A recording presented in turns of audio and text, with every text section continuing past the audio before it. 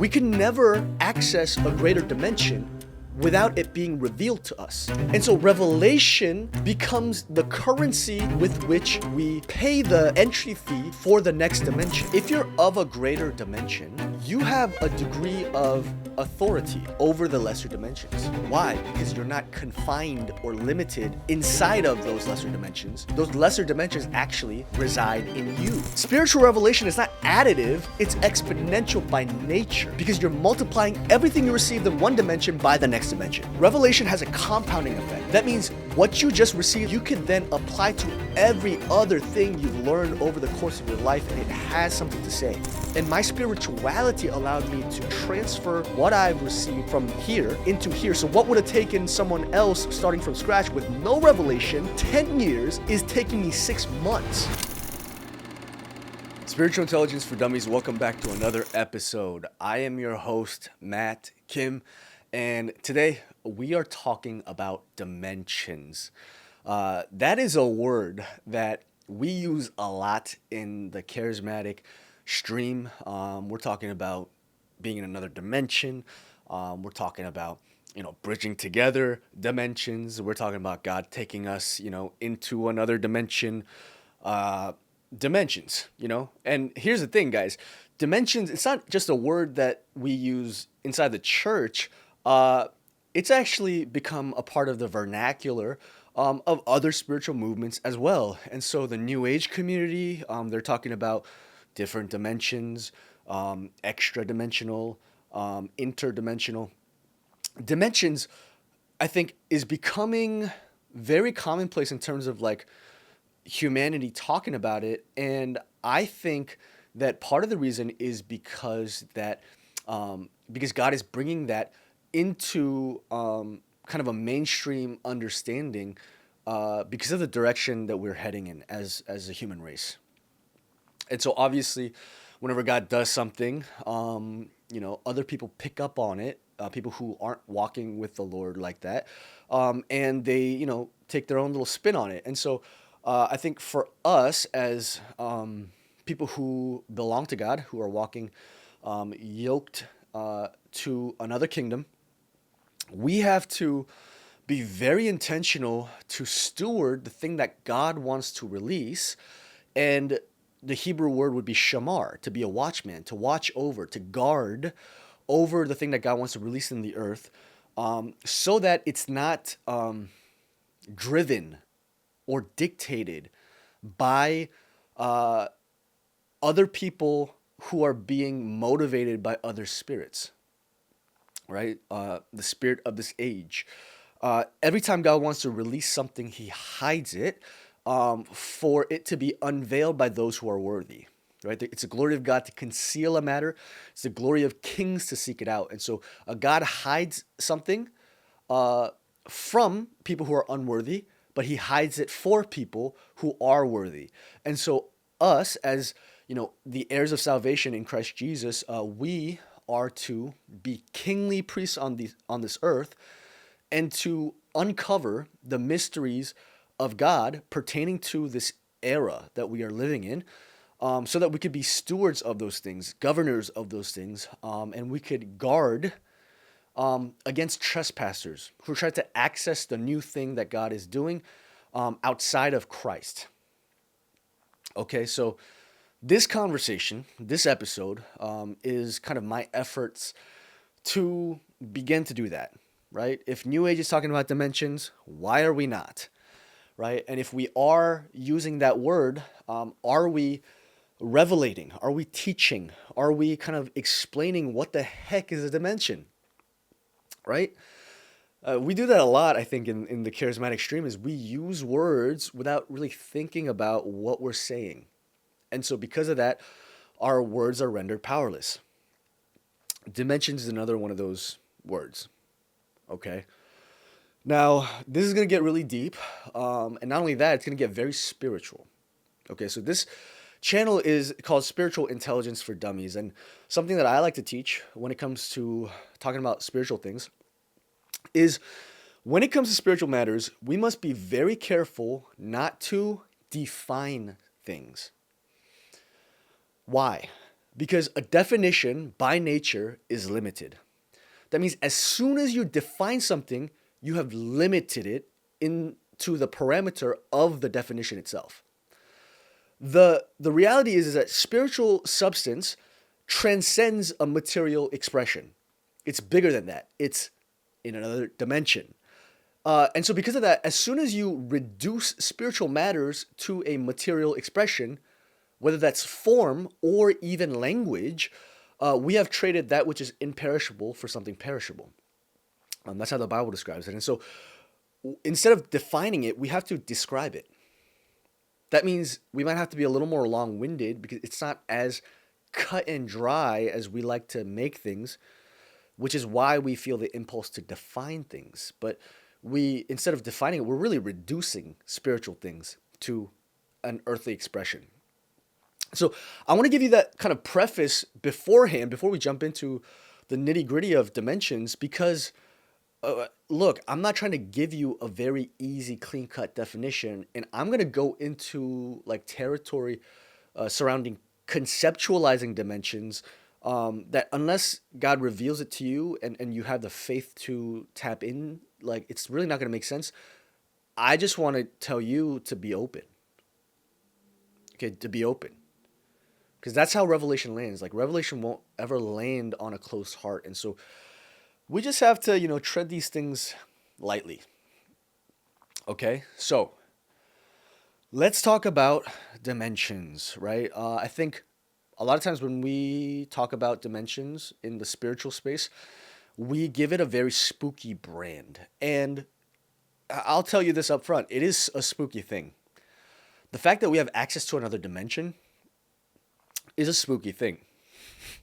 Like, think about that. What does that even look like? Oh my gosh. But as far as we're concerned, we have to understand dimension like this. Each dimension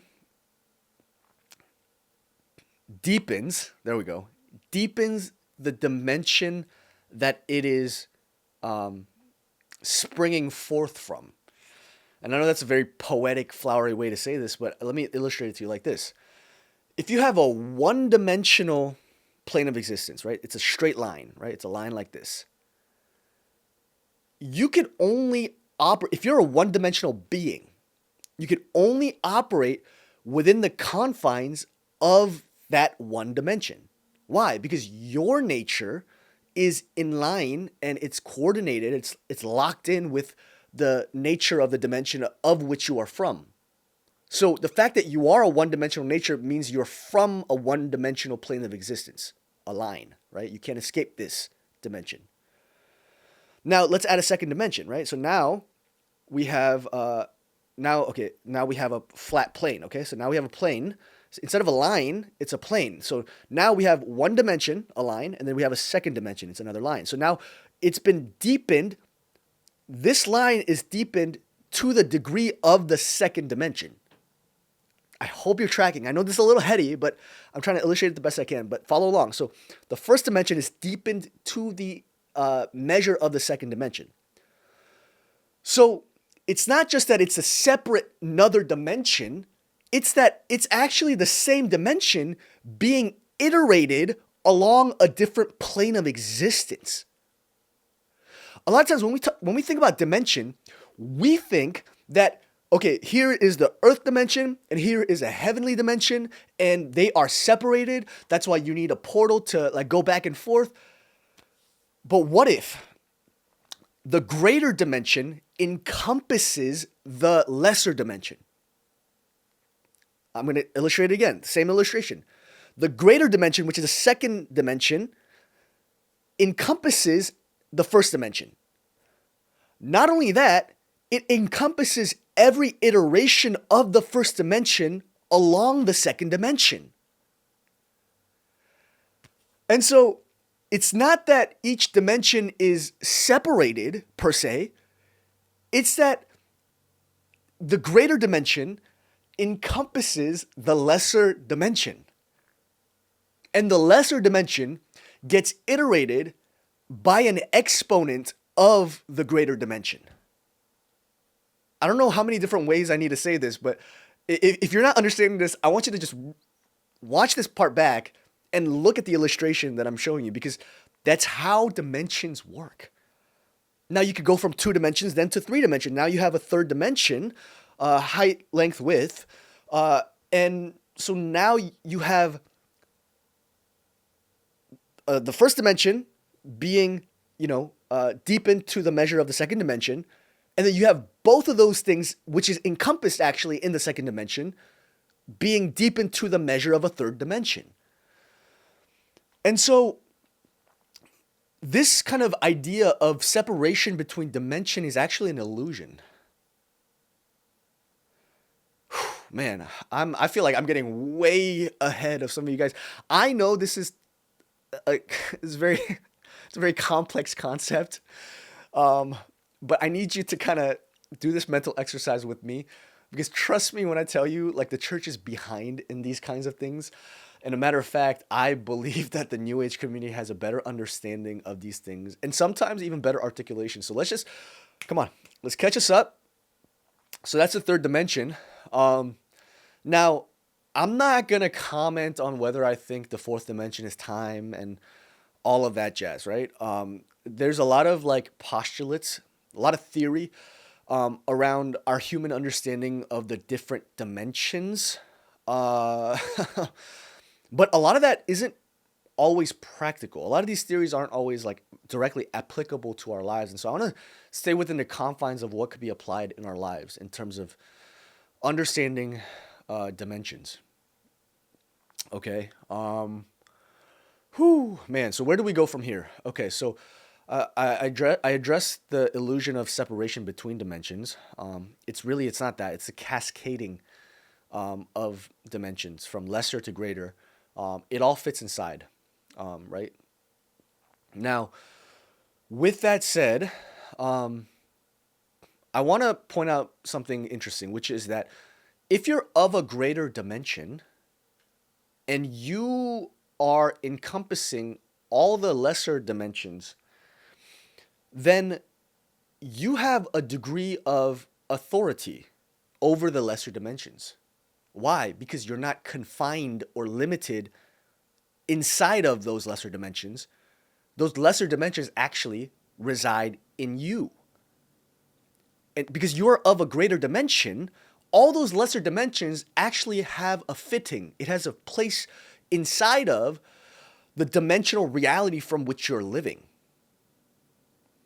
So this is why God is so keen on elevating us and upgrading us from glory to glory according to the template of Jesus Christ.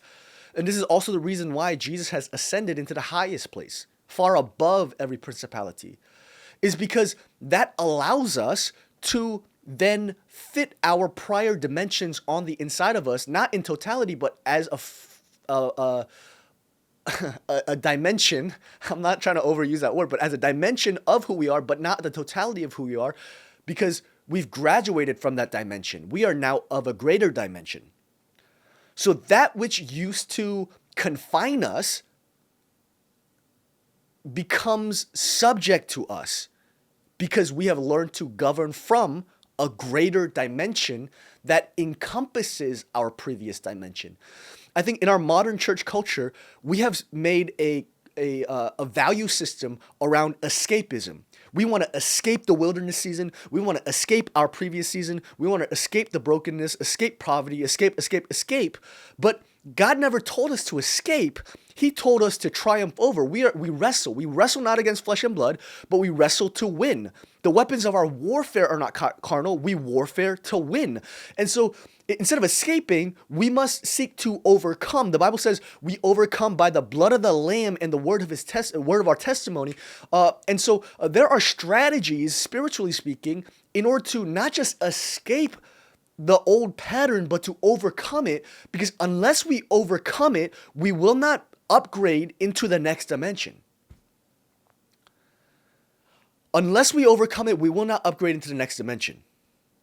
So then what we see and what happens when we don't overcome but we escape is that we thought we left that thing behind us without realizing we're carrying it on the inside of us because we are still of the nature of the dimension which birthed us, which is whatever dimension that we are trapped inside of, so to speak. We're of that dimension.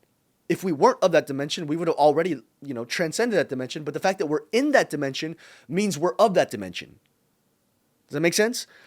And so we think we're escaping without realizing that it's actually following us. Why? Because it's actually in us. That dimension that we're trying to escape is in us because we're of that dimension. And so God wants to help us overcome this dimension, not escape it, so that we then transcend into a higher dimension, and that is a dimension from which we could govern all of the prior dimensions that we have overcome season after season from our past. Okay, this is very important to God. Very important to God. This is the progression. This is the progression arc of humanity that God designed. Right? We're transformed by the renewing of our mind. We're not to conform to the patterns of this world. Another way of saying that is to the patterns of this age. Every age is patterned after a governing principality. And so for us, we must not conform to that pattern, but be transformed by the renewing of our mind. It's a new dimension. It's a new pattern based off of a new dimension. And so step number one is not conform.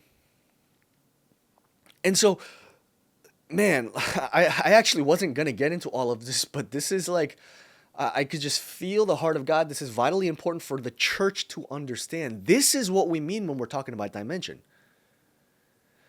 It's quite literally another plane of existence, another perspective of reality that deepens all of the other perspectives that we've known up until this point. That's a dimension. And so, man, it's the deepening, it's the maturation. That's what dimension deals with. It's the deeper things of God. Now, one of the other things that I want to talk about that I think will help you, because dimensions will give you revelation, right? If you're going deeper in God and you don't have a greater revelation of God, then you're not really going deeper in God, right? But if you're going deeper in God, you know Him better. You know Him in ways that you didn't know Him before. What is that? It's a revelation, right? God is revealing more of who He is to you. And so, what's another way of translating what I just said? What did I just say? That means revelation is the strategy in order for us to go into greater dimensions. We can never access a greater dimension without it being revealed to us. Right? Like there must be something from the throne of God, a voice from the throne of God, that must call us to a higher realm. That's a revelation. And so this is why revelation is a very important gift, and it's a very important ability. Those who hunger and thirst for righteousness will be filled. If you ask, you seek, you knock, right? The doors will be opened. All of these things are an invitation to seek more of God, to seek a revelation. And so revelation becomes the currency with which we pay the entry fee for the next dimension. My God. I'm going to say that again. Revelation becomes the entry fee that we pay to enter the next dimension. Whew, man. So let me help you with revelation. You know, the Bible says, the Bible talks about the spirit of wisdom and revelation. So a great place to start is to ask God, would you increase the spirit of wisdom and revelation upon my life? Because remember, everything happens in the spirit first. So we need a infilling, an infusion of the spirit of revelation if we want to receive revelation. So ask God. Start there. And then after that, we could talk about the technologies, okay? Because there are certain methodologies that we can use to tap into revelation, because the amazing thing about revelation is it's actually compounding. It's exponential. Um, think about it. Go back to the dimensions illustration, right? Revelation has to do with dimensions. If the first dimension becomes multiplied by the second dimension, it's not adding. You're not adding one dimension to the one dimension to one dimension to one dimension. No, it's exponential. You're multiplying the first dimension by the second dimension. So if you have a second dimension revelation, everything you received in the first dimension becomes multiplied by that revelation in the second dimension. Am I making sense to you? So spiritual revelation is not additive, it's multiplicative. It's exponential by nature because you're multiplying everything you received in one dimension by the next dimension. Okay? So revelation has a compounding effect. It's never just additive. That means what you just received as a revelation, you could then apply to every other thing you've learned over the course of your life, and it has something to say. Okay? This is, whew, man, I'm just giving you all my best kept secrets. And I hope this is making sense to you. Receive what I'm saying by the Spirit. Like, you need to hear me by the Spirit, because I'm trying to walk the balance between speaking spiritual words for spiritual revelation and also speaking plainly, because a lot of times when people talk about dimensions, they don't speak plainly enough for people to really grasp what they're saying. Matter of fact, I don't even think they often grasp what they're saying. Like, they don't have the language for it themselves. So I'm not trying to put it all on them, but you should really excavate for the language if you're a leader. Anyways, all that to say, I hope this is making sense to you by the Spirit, right? So the compounding effects of revelation, it's a powerful reality. Now, let me tell you some ways that you could apply this, okay? I'm going to talk about two things that I think will help. One of them is called fractals, and the other is called parallels. Fractals and parallels, okay? I want you to write that down, get it in your head, fractals and parallels. This is a kind of framework that actually gives language to reality, and how reality has been ordered by God. That will, if you understand this, it will actually help you multiply and explode in the area of revelation. Okay? Oh, this is exciting. I think I'm going to help some people, okay? Now, I will throw a caveat, and I'll come back around to this at the very end, which is this requires caution, okay? You can't just wield this principle nilly-willy. Otherwise, it's going to screw you. I promise. Like, it will bite you in the butt. Okay? So this is a framework. It's a principle, but it's got to be led by the Spirit. So just hold that fear of the Lord there in tension, and we're going to come back around to it, and I'm going to explain why you need to walk this principle out with caution. So here are the principles, fractals and parallels, okay? One has to do with dimensions. One has to do with realms, okay? Now, there's a debate. I've had this debate with close friends about what's the difference between a dimension and a realm. Some people think realms are dimensions are realms. I'm going to put my foot down and say that dimensions have to do with scale and elevation. So it's vertical, so to speak. Realms have to do with categories. It's a category, right? It's a certain realm. It's a certain domain, right? Like an industry would be a realm, right? The media mountain, the media industry, that's a realm, okay? Education, it's a realm. Family, it's a realm. These are categories. These are realms. These are domains of operation. So it's actually horizontal, whereas dimensions are perspectives, it's depth, it's increase, it's scale, and so it's more vertical, right? It's ascension oriented. And so I want to make that distinction between dimensions and realms because it's important. Because fractals have to do with dimensions, parallels have to do with realms. Both are important and both will expedite revelation, okay, and multiply it. So let's start with fractals. What are fractals? Okay, fractals, it's a lot of things. It's a function of design within the universe. Fractals is a principle that states that what you the pattern or design that you see on a smaller scale is also observable at larger scales. And really, you could take that to infinity upward and downward. Okay.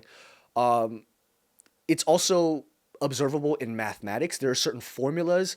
I think, what is it called? It's the Mandelbrot set, and you could Google that. And if basically the formula creates a type of a mapping, a visual that is an expression of the mathematical equation. And so when you map the equation on a grid, it creates a type of pattern that actually repeats in scale infinitely larger and smaller, up and down. So if you see like a specific shape uh, on at one scale, that same shape is actually branched off within the shape that you see at the scale that you see, and it continues to go down into infinity. Like I wish I had the visual to show you, and I hope this is making sense to you. You can look it up for yourself, just to learn and be educated. But this pattern exists throughout the entire cosmos. All of created order observes this reality. For example, like I don't know if you guys ever seen like these pictures of the different instances, the different fractals of spirals, right? The Milky Way galaxy spiraling, right? A constellation of other galaxies forming like nebulas, or galaxy systems. There we go. Not nebulas, galaxy systems. But going on to the spiral thing, like, wouldn't you say that the solar system is also a type of spiral? And so now you see macrocosm, the galaxy, the Milky Way galaxy, and then a microcosm, which is the solar system. But then you have a microcosm under the solar system, uh, which is like the Earth and the Moon orbiting is also like a circular, like spiral, and then you go down deeper into Earth's own orbit. You see, cells being shaped in a very circular like manner. You have atoms orbiting, and I know like it's an electron cloud. It's not like really the same as like planetary orbits, but there's a certain pattern that is consistent at every scale of reality. And so then what you could extrapolate based off of just that is that what is true at one scale is true at a greater scale. What is true at one scale is true at a greater scale. So whatever revelation you receive at one dimension, you could apply to the other dimensions. Okay? I hope this is making sense. I mean, I'm speaking in spiritual language, but this is what I mean. And now there is room for presumption there, and this is where it gets a little more complicated, and we have to tap into our spiritual intelligence to walk it out with wisdom. Because the reality is that the principles you would be able to apply, let's say just in physics, for example, within the orbit of the solar system, you can't directly apply to, say, like you on an atomic level. Because, and don't even get me started on the subatomic level, because now we're talking quantum, and that's a completely different thing. But if we're talking about just scale, at different scales, the principles apply uh, in a little broader of a way. You can't have a one-to-one direct like translation of principle from one scale to another, uh, because there's certain nuances within each dimension that requires a little more like wisdom. Okay, man, I'm trying to I'm trying to think of like a really really good example. I can't. I can't right now. And that's just me being honest. Um, and I know this is kind of hard to grasp, like solely on a conceptual level. Like, have you ever seen those images of like your neurons, your brain neurons firing off, and then you see it like an image of like a galaxy constellation, and if you look at it just image to image, they look virtually the same. What is that? That's microcosm, macrocosm. It's fractals. And so it's the same thing being played out at different scales or at different dimensions. And so this is like a spiritual principle that we need to understand, because the revelations that we receive not only can, but should be applied at different scales. So that then allows us, it gives us permission to quantum leap through dimensions by applying a revelation from one dimension to another dimension. The only caveat is that you have to be led by the Spirit and not presume things. So that means you have to go through like a process of elimination in order to rule out which parts of this principle or which parts of this revelation doesn't apply at this scale or at this dimension. Because again, it's not one to one, right? So like you're saying, I don't know where to, I don't know where to start. Oh, here we go. Okay, how about money? Let's talk about money because I'm a business guy. So when I was younger, I used to be very generous because I have a big heart. I still do. I'm still a generous person. But when I was like I don't know, like maybe 10 years old, I would go out with my friends. We'd ride the subway, and I see a homeless person begging for money, and so I take my lunch money, all of it, all the cash that I had, and I give it to him. And then I get home and my mom would ask me, "Hey, what'd you have for lunch?" And I'm like, "Oh, I didn't eat lunch." And she's like, "Why?" And I'd be like, I gave all my money to a homeless person." And she's like, "What? You didn't? You gave all of it? Like you could have given some of it. Like you didn't eat any lunch." And I know my mom was like looking out for me. She's worried, but for me, I'm like, in my mind, in my 10-year-old mind, I was like, "Yeah, but mom, like he didn't have anything. I had something, and not only that, like I could come home to like a loving family and parents who provide, and I know I'd be good, and I could starve one meal. That's fine, and that's an amazing principle, right? Now, does that revelation, because that's a revelation of generosity, and it's a revelation of the Father, knowing that God will take care of me if I take care of the things that He cares about, and that He'll replenish me. That's a revelation. If I took that revelation and applied it to another season, another dimension of my life as I mature, how much of that will hold up? Now we got to be a little scrutinous. We got to like sift through this principle. Because is that principle true for me now? Meaning, is God still my Father? Yes. Okay, so that's true. Will God still provide for me? Yes, that's true. If I take care of my Father's business, will He take care of me? Of course, yes, that's true. Okay, now let's get granular. Does that mean I could give all the cash that I have away whenever because I could come home and get more allowance or lunch money or whatever? No, that's not true. Why? Because my season has shifted. It's no longer my parents who are responsible for me, but it's me who's responsible for me. And so I can't just print money. Been called into a higher dimension that requires a different mode of operation. So even though all of those previous realities are true, because we never leave them behind, it's encompassed in a greater dimension. The application of that has to be altered based off of the nuance of a greater dimension. And so by the principle of fractals, I understand that revelation actually translates into this season of my life because I never leave it behind. I take it with me, but only to the extent of this new dimension. Because in this dimension, God is actually highlighting to me what not only being a steward, but being a kingly priest looks like. What does it look like to govern? What does it look like to generate money instead of just receiving and giving? What does it look like to produce value and contribute in a way that attracts finances so that I could be generous? See, the order shifted. Why? Because my dimension shifted. And so even though that principle is universal and I carry it with me into the next season and there's a transcendence to that revelation, I can't apply it in the same way one to one. And this is where you need wisdom. So fractals will allow you to jump dimensions, but if you're not careful, it will sabotage you because you can't apply that revelation in the same way when the new dimension requires more wisdom and more nuance and more maturity. Okay? I hope this is making sense. Now let's talk parallels. Okay? Parallels. If fractals is pertaining to dimensions, parallel is pertaining to realms. Okay? So remember I said realms is like categories. Okay? An industry, it would be a types of categories, right? Media is a category, family is a category, education is a category. These are realms, okay? Now, realms are interesting because realms are more horizontal, right? So it's pertaining more to the affairs of this earth dimension, believe it or not. I'm not saying there aren't realms in heaven. That's not what I'm saying.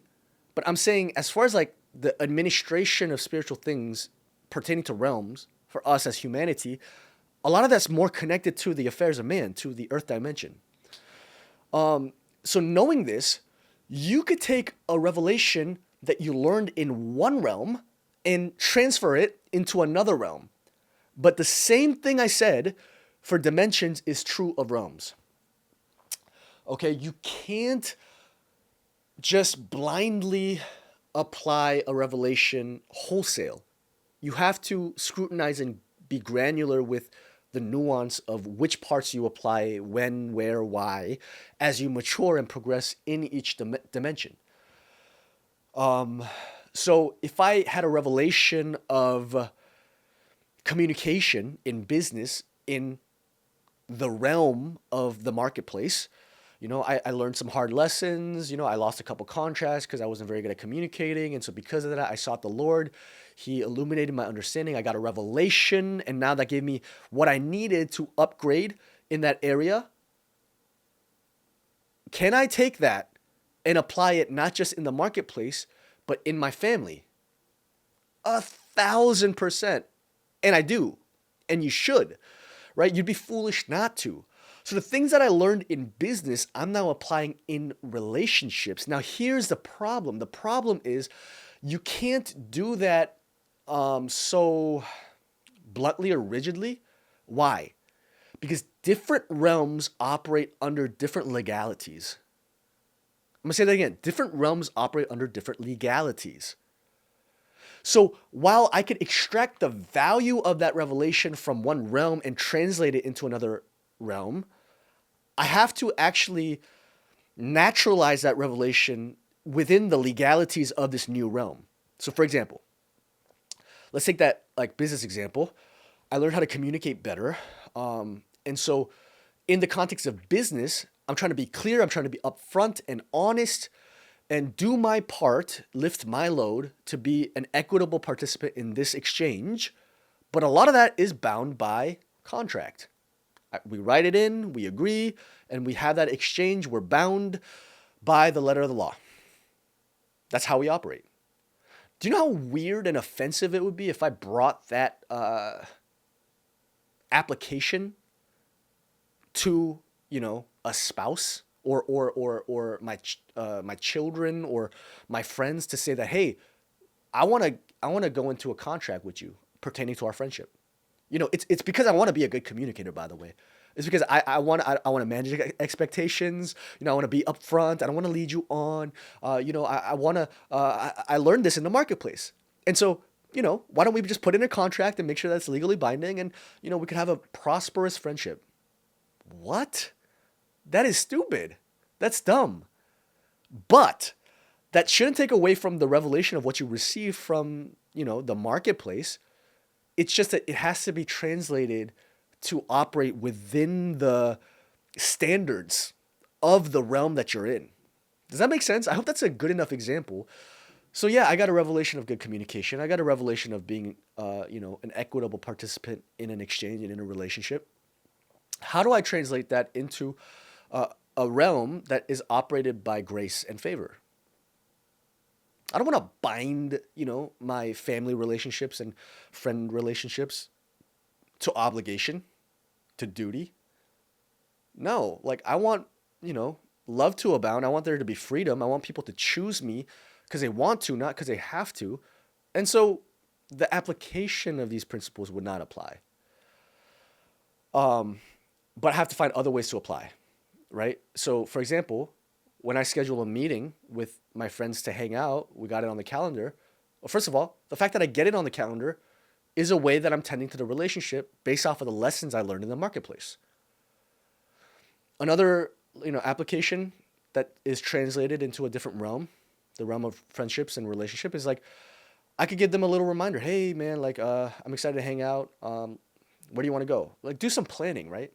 Those are things I skills that I sharpened in business. And so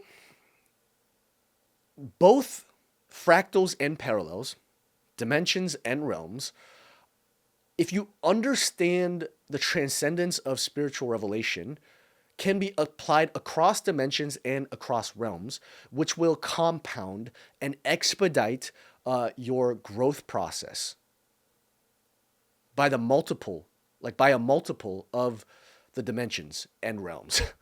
Okay? That means I could curry more favor and have more influence in a completely new realm that I just arrived at only because I was faithful in a previous realm. Because all I did was transfer everything I received from this realm into the new realm that just opened up to me, and I exceeded far above or far ahead of any of my peers. Why? Because I was faithful with the little, I was faithful with this other realm, and my spirituality allowed me to transfer what I've received and plundered and overcome and the revelation I got from here into here. So what would have taken someone else starting from scratch with no revelation 10 years is taking me 6 months. Does that make sense? And so pay attention to the season God has you in. You might think it's unrelated to your calling, but spiritual revelation is transferable between realms. This is what's so powerful. I'm trying to, I hope this is landing. I hope this is making sense because this is such a powerful revelation. It's gonna just skyrocket you. Okay? You could get to a new job in a new industry, start from scratch, but you're not starting from scratch because you have so many things stocked up in the realm of the spirit. Whew. Anyways, man, no one could take that from you. Okay? So, look, I think we did good today. I know we went deep. It was a very conceptual episode, but I want you to kind of go back, watch it again, and really test the theories, like press on different areas of what I've said, extrapolate what you can get out of it, and more than anything, seek the Lord. Ask Him to show you. Ask Him to reveal things to you. And I believe that once you get this down, man, the world is your oyster. We could tap in from grace to grace and go from glory to glory, and that's really exciting. So I hope you enjoyed this episode. I mean, I really enjoyed making it. This is the type of stuff I love to talk about. And so if you like this video, I say this every week. I don't care if you hit the like button because that's not a metric I care about. I mean, you could hit it if you want. But I do want you to subscribe. If you haven't already, please subscribe and hit the notification bell because my priority is I really want to stay connected with you. I want to make sure that you're notified when we have another video live or we go live. And so that we can stay connected and we can keep doing this and grow this community and each do our part in elevating the spiritual intelligence of the world. So grateful for you. Thanks for being here. Love you guys. And I'll see you guys next week. Same time, same place. Love y'all. Bye.